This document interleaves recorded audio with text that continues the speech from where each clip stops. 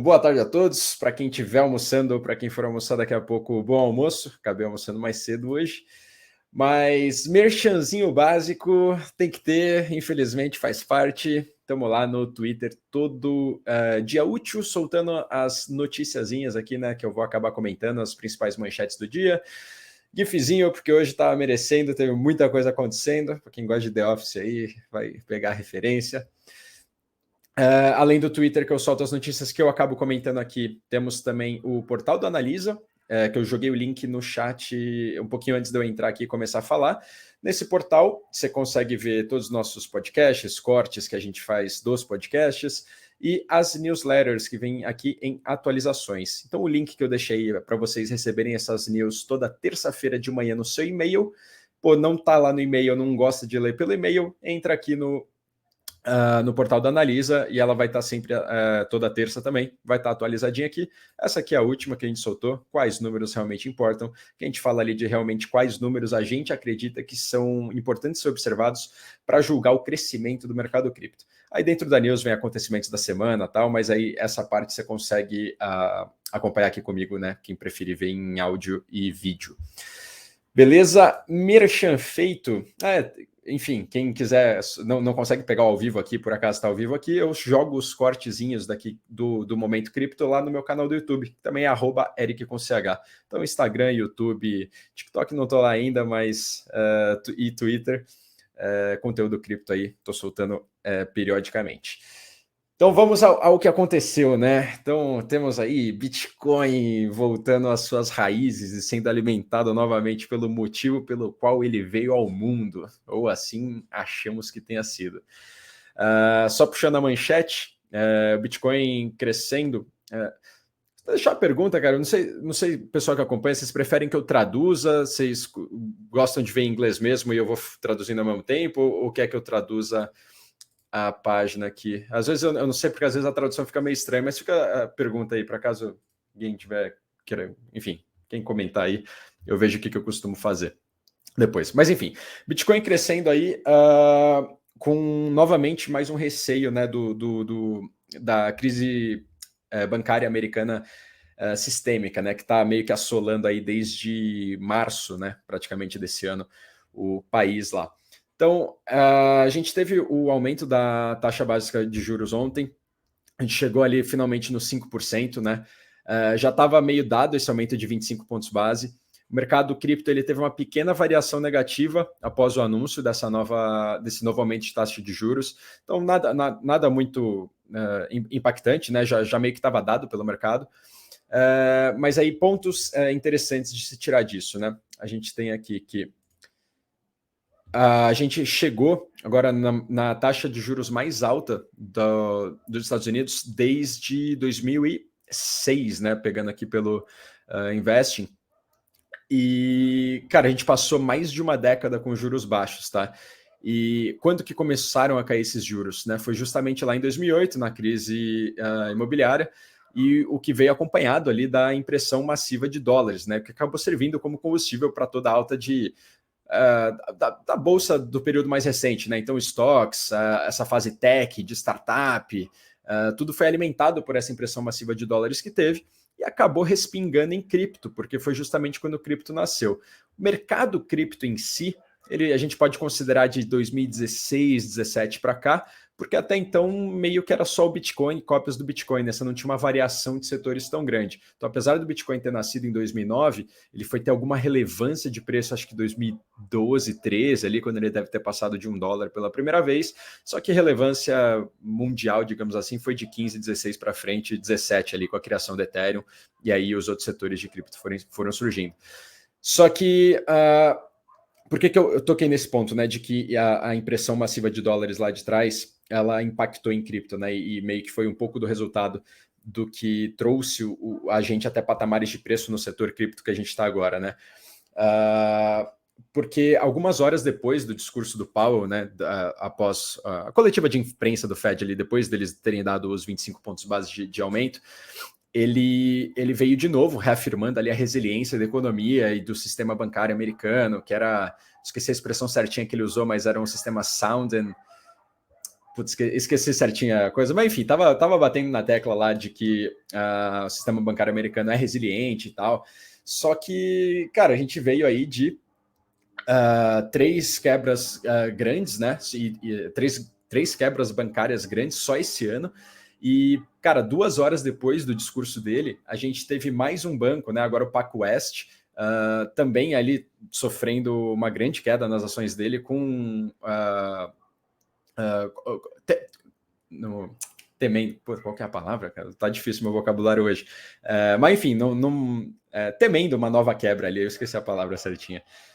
Mas aí, como que a gente consegue ilustrar isso, né? Tipo, a gente teve aqui, isso aqui é o gráfico do Bitcoin ontem, Bitcoin contra dólar, né?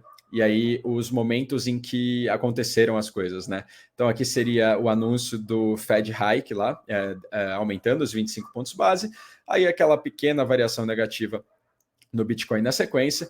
E aí, cara, 2 horas depois, né, por volta das 5h30 aqui, a gente teve o PacWest dizendo que ia precisar ser vendido e estava com problemas financeiros. Para quem que vai ser vendido, vai ser para o JP de novo.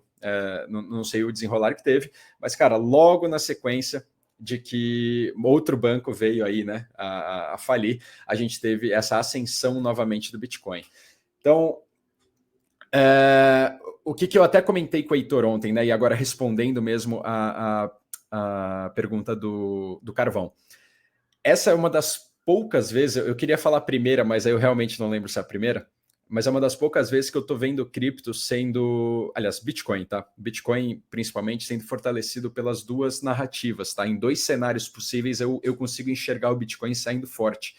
Então, uma cara, o Fed tá naquela sinuca de bico, né? Se eles continuam, não necessariamente só aumentando os juros, tá? Que aumentar mais, acho que é praticamente impossível deles fazerem, porque senão vão ferrar com todo o sistema bancário deles. Mas mesmo sem aumentar, mas se mantiver essa taxa alta da forma como está por mais tempo, eles vão ter esse sistema bancário prejudicado. Eles não podem perder isso, né? Eles não podem perder essa confiança que eles têm. E, cara, o Powell pode vir a público falar quantas vezes ele quiser que o sistema bancário é resiliente, forte, sound, né? O adjetivo lá que eles usam. Que não adianta ele falar isso se na prática está acontecendo outra coisa, né? Só esse ano foi o Silicon Valley, o Signature Bank, o First Republic, cara, no comecinho da semana agora, e o PacWest ontem. Então, cara, ele pode vir falar quantas vezes ele quiser, o receio fica, e aí esse é um dos cenários que o Bitcoin sai fortalecido, tá? Então, taxa de juros mantida alta, Bitcoin sai alimentado da narrativa de moeda antissistema, uma moeda que você consegue fugir do sistema bancário tradicional, seja seu próprio banco, toda aquela história um pouco mais anarquista ali que alimentou o Bitcoin lá no seu início, está voltando agora. Então isso pode explicar esse crescimento que a gente teve, aliás, é o que explica o crescimento que teve ontem, voltando ali para perto dos 29 mil dólares, só que da mesma forma, o Bitcoin ele veio crescendo a correlação dele com o mercado de ações tech, né, que seria o mercado de ativos de risco, assim propriamente dito. E apesar dessa correlação ter caído nos últimos meses, né, ano para meses, essa correlação cresceu muito, ela começou a cair, só que ela continua alta, tá? Então o Bitcoin está com uma correlação maior com o ouro do que com ativos de risco agora, porém as duas correlações permanecem altas.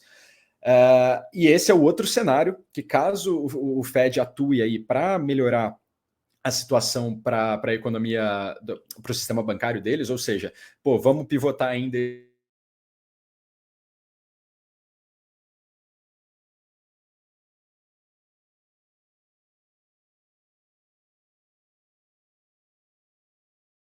monetária de novo, eles resolvem colocar mais dólares na economia para tentar novamente salvar esse sistema bancário e manter essa confiança que o dólar tem, aí a narrativa do Bitcoin como ativo de risco, que era o que ele estava...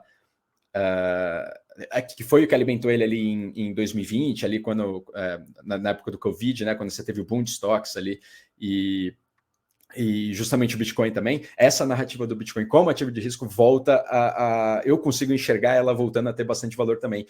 Então, cara, são nas duas pontas, faz sentido com que o Bitcoin valorize, tá? Agora, por que eu estou separando Bitcoin e cripto, né? Porque nem todas as criptos, aliás, acho que nenhuma outra tem tão forte essa narrativa anarquista quanto o Bitcoin.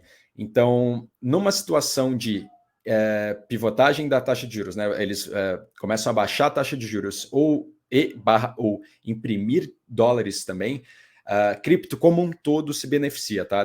Dessa narrativa de ativos. Vou voltar o gráfico aqui só para não ficar na mesma tela. Aqui. Cripto como um todo se alimenta dessa narrativa de ativo de risco. Agora, num cenário de manutenção dessa taxa de juros alta, com o sistema bancário já fragilizado, né? E caso a gente tenha novos cenários, novos exemplos de bancos quebrando, aí eu acho que o Bitcoin, principalmente, vai ser o principal fortalecido dessa história toda. E esse é o cenário que eu consigo ver aí o Bitcoin também se desbancando o resto do mercado e voltando aí ter uma dominância de mais de 50% do mercado cripto como um todo. Vamos ver como que vai desenrolar. O Fed mesmo falou lá, aliás, o Powell mesmo falou que eles estão meio que observando no retrovisor, né? Tipo, falou, a gente precisa de mais uns 2 meses para ver se a gente tomou a decisão certa, né? Então eles estão esperando acontecer o problema para ver se qual vai ser a decisão que eles vão tomar. Porém, a gente consegue ver aqui que, deixa eu só atualizar aqui para ver se mantém essa taxa.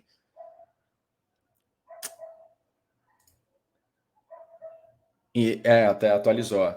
Para a próxima reunião do FONC, né, já está sendo precificado, mais de 10% do mercado está precificando já que vai ocorrer já a pivotagem, tá? Vai começar a ter uma baixa de taxa de juros lá fora. Então, lógico, é uma porcentagem pequena, mas isso aqui até hoje de manhã estava coisa de 4%. Então, período de algumas horas foi uma probabilidade de 4% para mais de 10%. Um dia após o aumento da taxa de juros, de que em 14 de junho, na próxima reunião, né, daqui 40 dias, a gente vai ter essa pivotagem. Vamos ver como que esse gráfico aqui vai se desenvolver, tá? Esse aqui vai ser o gráfico para a gente ficar de olho. E narrativas, né? E ver aparições de público e discursos de membros do Fed. Vamos ver qual que é a posição que eles estão tomando. Vai ter um impacto direto em cripto, sim, tá? Então, 2 cenários e, por acaso, Bitcoin aí eu vejo como uma boa saída para qualquer um deles. Então, acho que eu vou até copiar um amigo meu agora, que ele falou, cara, hoje em dia eu acho que já é mais arriscado você não ter exposição a Bitcoin do que você ter pelo menos uma pequena parcela nele. Cara, 1%, tá ali. Você não quer arriscar, cara, 1% do teu patrimônio em Bitcoin. E pelo amor de Deus, não é para enfiar todo o teu patrimônio em Bitcoin, tá? Mas 1% ali, eu acho que não vai fazer mal a ninguém. Agora aqui, como estamos numa sala de trade, né? Vamos falar de preço aqui. Aqui foi o gráfico que a gente colocou os tweets ontem, tá? Então você teve, tá no diário aqui, mas você teve uma pequena a vela descendo aqui, né, até os 28, chegou próximo ali da média móvel de 50 períodos, na casa dos 28 mil dólares, segurou a resistência no suporte, aliás, dos 28, tá, enfim, média móvel e suporte perto dos 28 mil dólares. Veio o aumento de 25 bips, encostamos lá, cara, 2 horas depois veio o anúncio do PacWest quebrando, aí o Bitcoin voltou ali a encostar nos 29.500, quase 30 mil dólares, e agora a gente está nesse período de marasmo aí. O que eu acho que vai acontecer? Cara, nesse período de incerteza, se começar a ter mais quebra bancária, tá? Aparece mais outros 4, sim, enfim, já foram 4, né? Mas 5, 6, 7, 8 players quebrando nos próximos dias, eu consigo enxergar o Bitcoin voltando aqui a testar os 31 mil dólares, justamente alimentado pela narrativa de moeda antissistema. Cara, se não acontecer nada e ficar nesse marasmo só até 14 de junho lá para ver o que o Fed vai falar, ou em aparições do Powell ou outros membros do Fed falando, enfim, se posicionando, dependendo do posicionamento deles, a gente pode vir também buscar esses 31 mil dólares antes do dia 14, ou voltar aqui até os 26.500, tá? Eu acredito que essa vai ser a grande faixa que a gente vai trabalhar, entre 31 e 100, 26.500, se nada muito grave acontecer. Então, caso coisas graves aconteçam, independente de qual das narrativas seja a coisa grave que aconteça, a gente consegue varar os 31, tendo margem ali para buscar os 32, ou então vir buscar aqui de novo os 25,200. Esse aqui é todo o range de preço que eu acredito que a gente vai trabalhar, tá? É um range grande, porém, para cripto não é uma variação tão incomum, mas vai ser uma volatilidade aí que vai estar sendo ditada pela narrativa do mercado, tá? Cripto agora não está com uma narrativa micro muito forte para se movimentar sozinho. Então a gente vai estar vendido ao macro. Então, falamos aqui da taxa de juros, falamos aqui também da movimentação de preços ontem. E beleza, agora vamos entrar na parte de regulação. A gente tem aqui comentário aqui, Japa Capivara.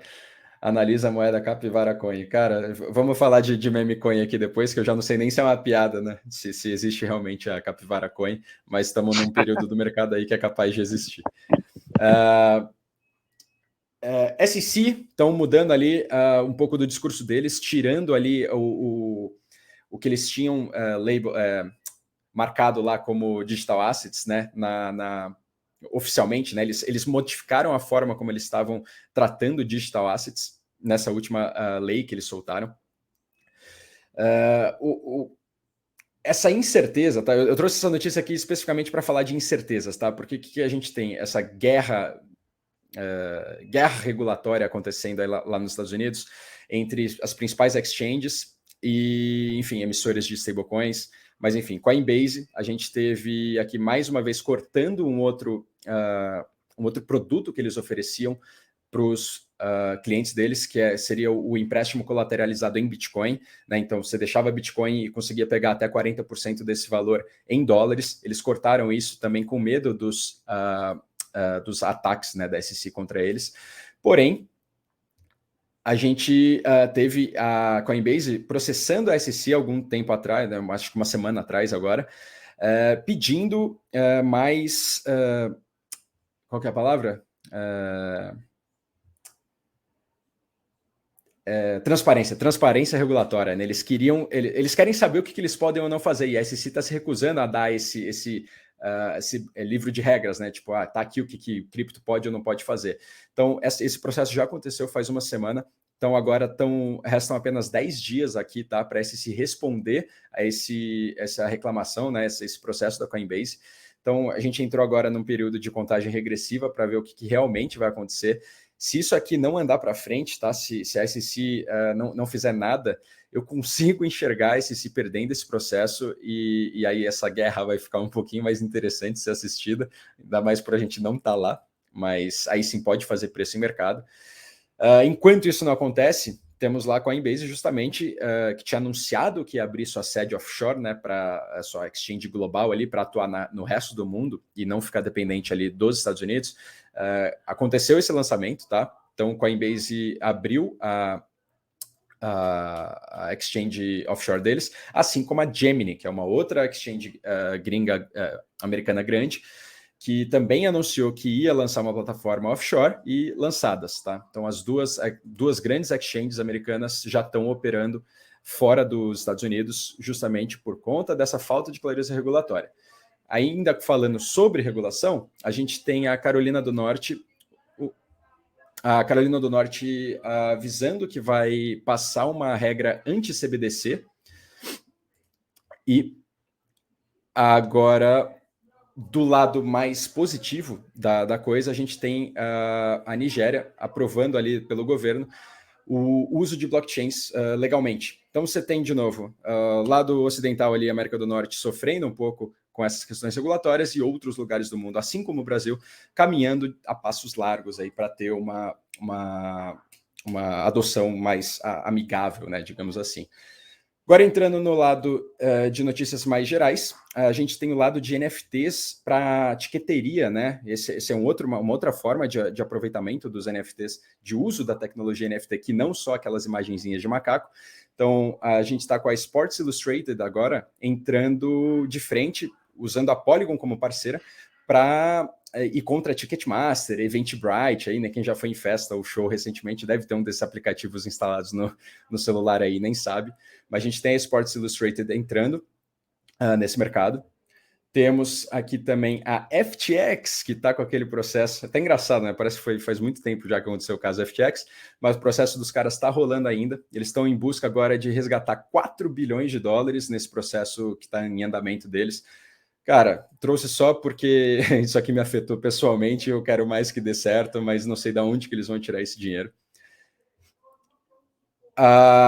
Caso regulatório agora, esse aqui eu trouxe porque vale a pena ter em mente que isso aqui pode abrir precedente para outros casos parecidos, tá? Então, um executivo do OpenSea, que é um mercado de NFTs, de compra e venda de NFTs, ele foi processado por insider trading ali e lavagem de dinheiro, porque ele usava as informações que ele tinha justamente para comprar antes os NFTs que apareceriam na